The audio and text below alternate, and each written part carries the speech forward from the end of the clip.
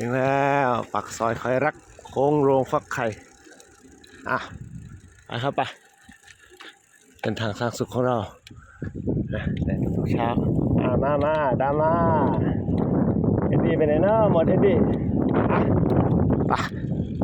เชือกแรก5 นาฬิกากับ10 นาทีแล้ว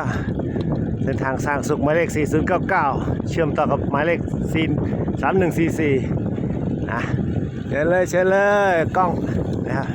ผมกลับได้เลยไปครับไปโอ้ฟิน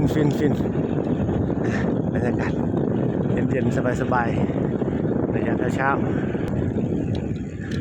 ครับไปโค้งโรงฟักไข่ปั่นด้วยใจไปด้วยกันออกกำลังกาย